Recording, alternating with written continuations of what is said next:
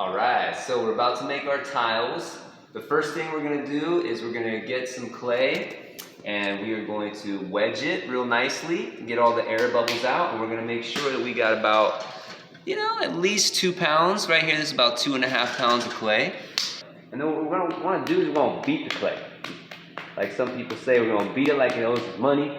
That's, a little violent. You don't have to treat it like that, but we're just kind of flattening it out so that it gets, sort of square, sort of round, rectangular. You want it to be at least as wide as your fingers can spread. If you can spread them that wide, you're looking pretty good.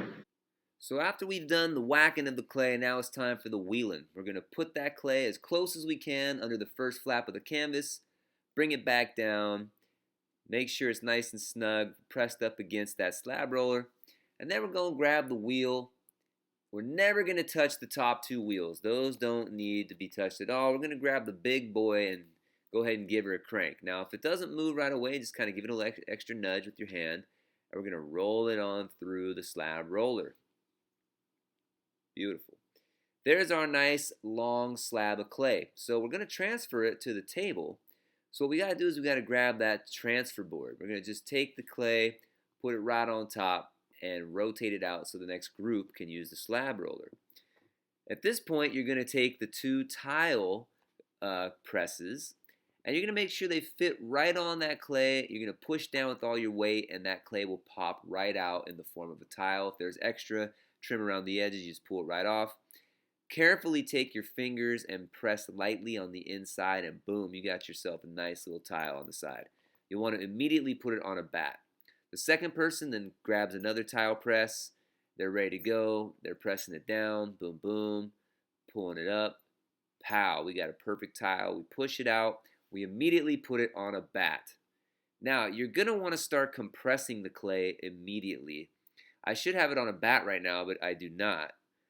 You could use a rib to do this. What you're doing is you're smoothing the surface. You'll notice there's going to be canvas texture. You can also use a sponge. Right? So a sponge would be just as effective, but you're trying to compress the clay, make it smooth, bring down the air bubbles. So you always, before you start to compress the surface, you want to put it on a bat. It doesn't have to be a big bat. It's a perfect size bat. So we're going to take care of the top. I like to compress with a damp sponge. And I first go across the surface in one direction. You could rotate this little bat.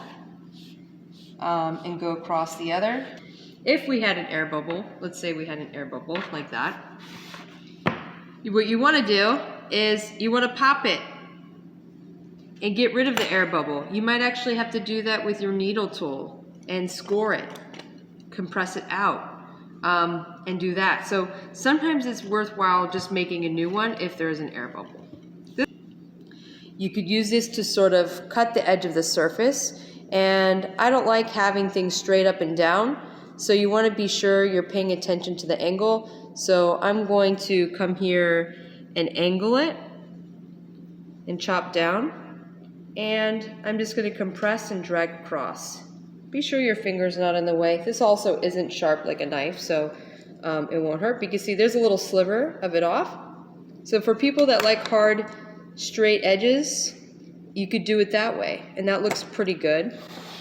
You can also do it too where you take the sponge. Let's say you want more of a soft edge. You could take your sponge and kind of curve it like this around the edge, and you could see that I come on the edge. I'm doing a strong, like a smooth stroke, and rotate. And you always want to do this evenly. If you do too much on the one side and you come across, don't worry about it being perfect. So everything's done.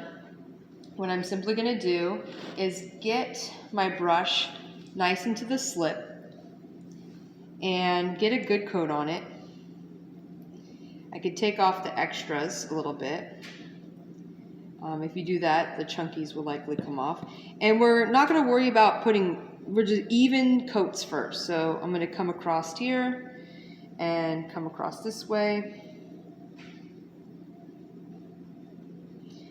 Come this way across. It's okay if we get it on the bat. So I worry first about getting the top nice and even. And then I can also paint the sides. I can always carve that off if I don't like it, but you know, it looks nice. We spent all that time and energy on it. So here I'm going to come carefully across. You can also get some really interesting textures on here. So maybe you don't want even strokes, depending on what kind of a visual effect you want to do. So yeah, you can push it and use the qualities of the brush to create textures. So we'll come across.